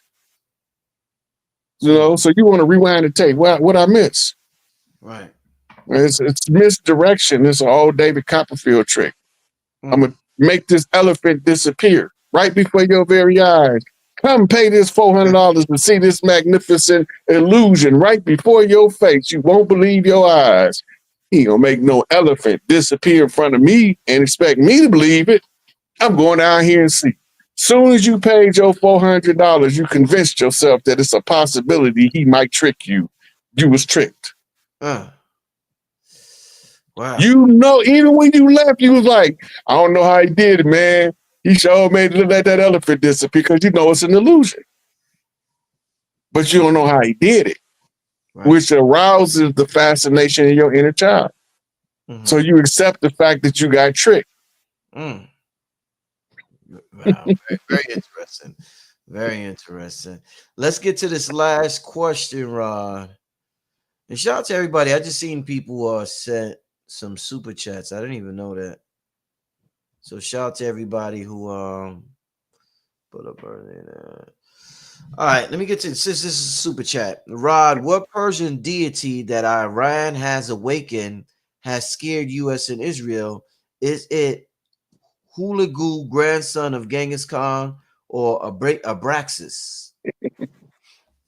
The one that they was working with was Gilgamesh. They was working on Gilgamesh was in stasis. He wasn't dead. That's what the old guys used to do. If you read, if you study and watch a lot of Norse mythology cartoons and mythology, you'll see that a lot of the times the guys go into stasis for 1,000 years. Right? And what during their stasis, they live incarnations as mortals walking around in another body, in another avatar. Right? Until it's time to wake up the God body. When you wake up the God body, now he in his full power. Now he's a threat. But I'm not really sure which one because there's a whole bunch of beings in stasis in what we call today the Middle East. It's quite a few of them. It's a lot of them? Yeah. Damn. Do you think you got a body in stasis somewhere, brother? You think you just roaming around as Rod Hayes until you know what I'm saying? Like this shit is interesting, man. But we ain't really here, man. We just think we here. Yeah, no, you We, right about we, that. we believe this reality is more real than the real reality. That's why we don't know the real reality exists above and beyond this. This is a video game. This University Earth played in a simulator, like training the airplane pilot to go to fly airplane. We training the guys how to balance energy using the human experience as the template. Right, right. But when you in your God form, you look like a star. Uh, The star goes supernova unless he can harmonize his opposites and stabilize his fluxing capacities. yeah. So then he'd be able to burn longer as a star, which causes less chaos in the universe. Remember, it all came from chaos. Somebody had to find the order. Once the order was discovered, now you have to find a way to teach the order to other beings. But nobody had a body. Nobody was walking around on no planet with no 2 legs, 2 arms, and a head. Right? All of a sudden, we discovered a way to teach the star how to balance its energy so it don't have to implode and become a dwarf star or explode and go supernova. Mm, Right? Now it's balanced, it can be a functional star system for a much more longer duration of period. And then it'll create its own creation out of what it's created. mm, Everything don't look like Earth. We think every other planet that mm. we're going to encounter going to look like Earth. No, they got planets that what we call a leaf look like a string, Ooh. and it's fluorescent. And depending on which one of its suns is in the sky, depends on which tint they flicker with. Right. Right? You got other planets they don't have no trees, they got nothing but crystals, and people that eat crystals. I mean, you got a lot of stuff beyond what we perceive in this human incarnation. We believe so much in this that this creation is so fascinating to us when we come into this world, and we want to be immersed in it. And this is the contributing factor to making it difficult for us to wake up, because whatever system is at play, while we going in that system, we learning how to navigate and operate using the law opposites, using the law of correspondence, using the law of frequency, vibration, right? When you meet a new person and you like, man, I feel like I've been knowing them my whole life. Right. Nope. But you've been knowing them multiple lives. You just came into contact with them in this one. Yeah. And this, we make agreements with each other Yeah. to come back at the end of this cycle, and we gonna all hang out like one big happy family and smoke blunts, Dope. drink alcohol, talk shit, eat at the barbecue, and laugh about it, That's dope. right? Because when we leave the body, we don't have no emotions. There's no pain, no joy. It's just pure knowledge. 100% data. Just damn. That's boring. Yeah, that's like AI. That's like motherfucking But AI, when you bro. now activate AI to the physical intelligence. What would AI want to do if anybody ask AI, if AI could become human, what would be the most fascinating part of the human experience for AI? They're probably going to tell you to feel emotions. Emotions, yeah. It's the same thing with the gods. AI ain't artificial intelligence, it's ancestral intelligence. It's ancient intelligence. It's alpha intelligence coming from the Omega mother. The Omega Mother. Wow. Damn, this some deep shit, Rod. Wow, this is some amazing things, man. But I don't want to think of my highest self as a goddamn robotic. I mean, all the soul black people got, we do everything with emotion, Rod. Then you mean to tell me I got all this soul down here? I got all this swag All down right, here. let me ask you this question, Rich. I'm a little robot? Let me ask you this question. Yeah. Okay, I'm gonna take Allen Iverson. He's about 50 something now, right? Yeah, yeah, yeah. We finna go to the park. I'm gonna give Allen Iverson the basketball, and I'm gonna give a second grader a basketball, and we gonna run dribbling drills. Mhm. Who gonna outperform who? Yeah, Yeah, Allen Iverson going to outperform. Okay, now that's based on something. What's the basis? Experience. Experience. Yeah. Man, we've been playing with the soul so long, man. We know how to make everything look cool. Uh, But the new people have to learn how to use their higher self.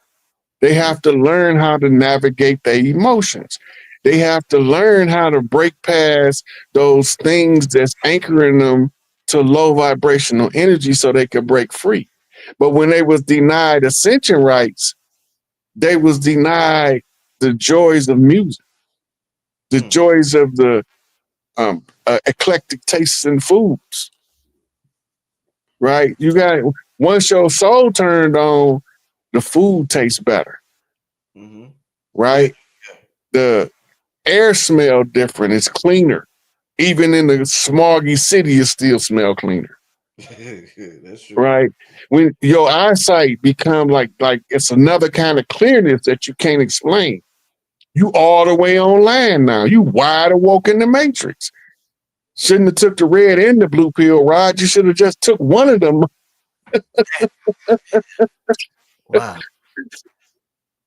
Man, it's always a good time having these conversations. I love this level of conversation. Somebody in the chat also asked me, can you send a link for the cigars for the donations? Yes, let me put the link. Rod, did you finish yours yet? Oh, I use mine like ritualistically. Okay. The first batch you gave me, they gone. Okay. And they gone. They long gone. I'm on my other batch now. Okay, cool. Yeah, man. Tell the people again, Rod, because they be think I'm joking with these cigars, fam. By the Hey, way, look, before I say that, that's the link. The donation to get gift of the cigars, 30 or more. So you could just send donation to that link right there. But Rod, I'm not joking with these cigars, Rod. look, the cigars is legit because when like I smoke a blunt, right? Yeah. My mind be everywhere. I smoke the cigar. Now I can focus. Mm, The nicotine works with the THC. This is why your tobacco chief smoked marijuana and your marijuana chief smoked tobacco right. because they was able to use them to like balance each other. Remember what I text you when I smoked the first one, I don't brother remember Rick? what you text me. I don't remember what you I text me. said, man, I love these cigars. They good for thinking. Focus. Yeah, you said focus. Yeah. You was like, yeah. I said thinking. Take it. They Okay. good, yeah, they're good for thinking because the nicotine receptors in the brain and the endocannabinoid receptors and the THC receptor, all this stuff is in the brain, and now the brain feel whole. It can focus and concentrate and solve problems. Mm-hmm. But I have you know what? I might go for a walk tomorrow down to the dock. Ross said, you know what? I'm gonna give you one tomorrow. You're right. I don't know if yours have them on it, but like I said, because they're so natural, you could see if you look closely at them, some of them got crystals on it. Like the cigar itself, you can see little crystals on it. Like this is some potent, real, not And it's tainted. smooth, brother Rich. They smooth. Yeah. Look, they sell themselves. If anybody smokes cigars and because most cigars got a little harsh aftertaste to it. Yeah. These don't have no harsh aftertaste. This is the cigars that our elders used to smoke Yeah. before they started taking the good ones across the water and leaving us with the scrap tobacco. You know what I'm saying? They come on, man. How they do that? But hey, we good now, family. We good now. But yo, I told you, Rod, you have to go to Honduras and then drive 4 hours in closer to the coast just to get them, bro. Like this is like I don't know if people realize how exclusive these are. This is some exclusive stuff. But I shared the link, family. You could click on. I'm gonna share it one more time. You could click on the link in the chat. I've been doing amazing spiritual work with them. I'm glad Rod, Vicky Dillard, she's excited. I sent something to her. She's totally tapped in. So shout out to Hey Roo. Hey Roo said, I agree, these cigars are legit. I'm a cigar smoker myself, so I know the difference. Yeah, they Not no harsh. It don't give you a headache. All that shit. None of that. Yeah. Yes, you Yeah. can donate double for two. Yes, you can. Yeah. Indeed. Indeed. Indeed. Yo, Rod. Damn, it was so. All right. You last question. I'm asking. Last question. You said you was talking about how this is a simulation and this is just a dream and all of that. And I understand that our brain is the interface for this dream. It's like, Apple got Apple Vision Pro. We got the motherfucking brain on us, and our eyes is an extension of our brain. And I'm just curious when we leave this realm, because I remember, let me pull this up. In the Predator movie, right? When he was looking at motherfuckers, he had this vision. Let me show you, Rod. Hold up. And he seen like infrared. He had like, I think he seen like Yeah. so what do you not Rod Hayes to your ancestors? They don't see what we seeing. We seeing this because we got the Apple Vision Pro on in our eyes and our brain. So Yeah. what do they see when they see you in another dimension, my brother? Do they see an image like that? Light? What do they see? Infrared? What are they looking at when they see you, Rod? It depends on where they're looking from.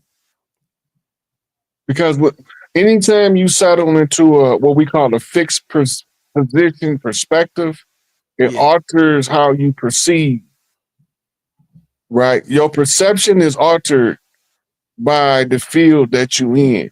They can see us like we see each other, but when they looking into the physical world, we might look like this from where they at.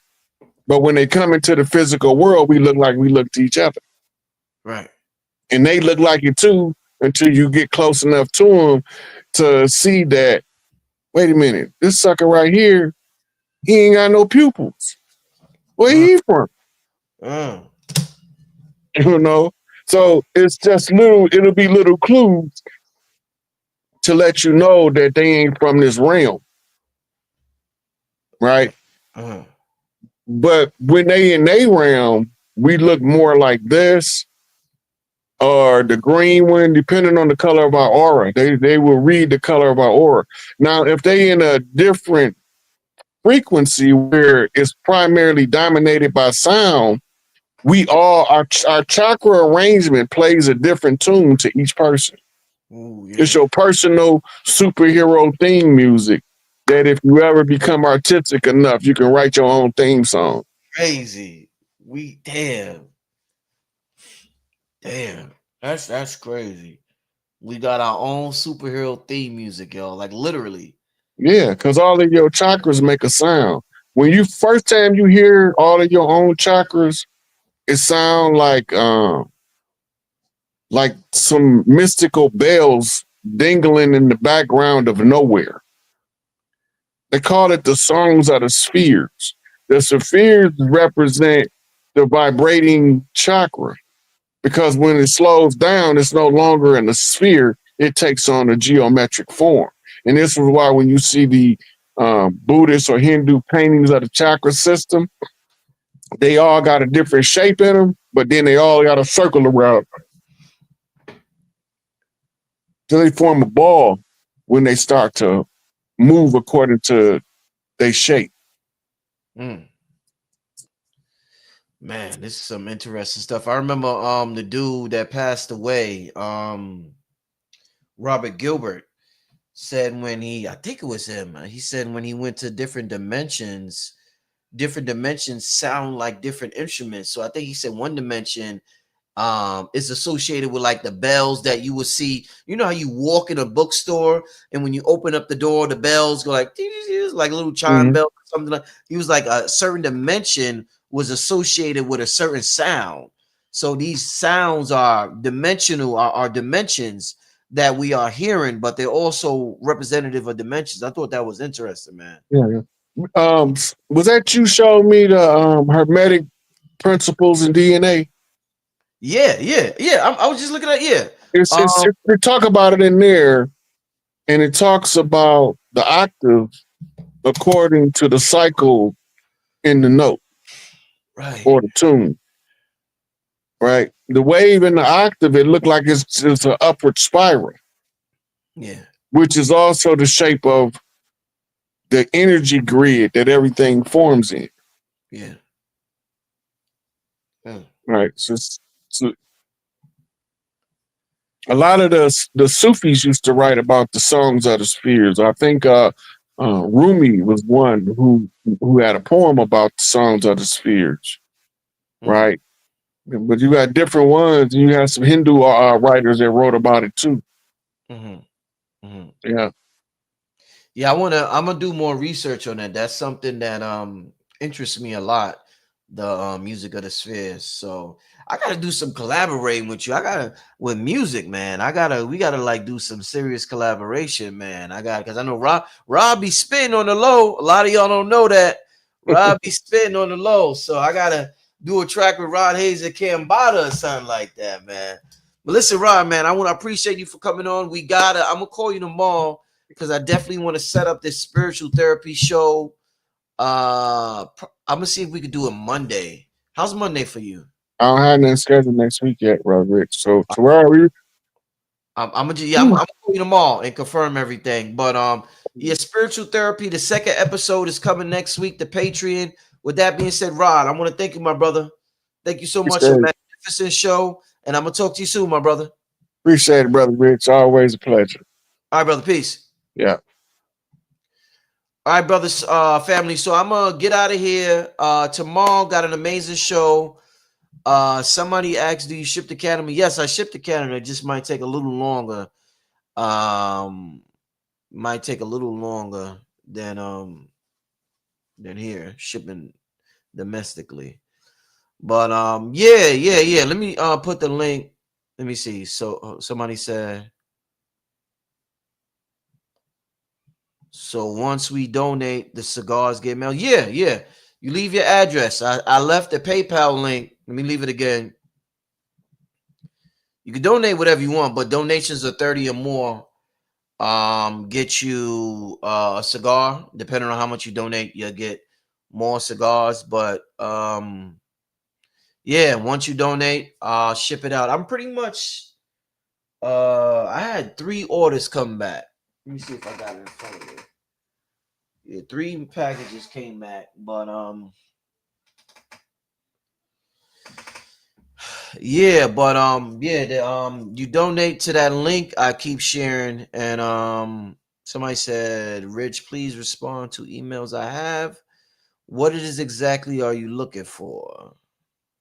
I have been pretty much on top of the emails. Let me know. And just for anybody interested, these are just to show y'all how they look. They're hand rolled, they're real. I show them all the time. I'm very proud of them. I've done so much work with them, but they're big cigars. They're hand rolled, 100% tobacco. They're from Honduras. This is to keep them fresh. This is why I have this in here. If you're wondering why this is in here, this is to keep them fresh. But and like I said, I'm looking at them now. You can see the like the glitter on them. It's like glittery. Some of them. Like I've never seen nothing like it. Never seen none. Never tasted. And you don't have to smoke it if you want. You could just light it and have it, in the room, to smoke in the room that you're in. You don't have to smoke them if you don't want to. But I'm proud that I've come across them and I've been blessed with so many. You know, you're the humidity pack. Yeah, that's what that is. Yeah, pack. Yeah, that's what that is. Yeah. But yeah, hit me up. I haven't gotten the cigars yet. Yeah, let me know. Let me know via email. But I pretty much got all them out. I got a lot right there, and I'm gonna get some more out tomorrow. Email sent regarding tracking info. Yeah, hit me up again tonight, Divine Grace, and I'm gonna check into it for you. Yeah, remind me of the panic pack. Remind me of the panic pack.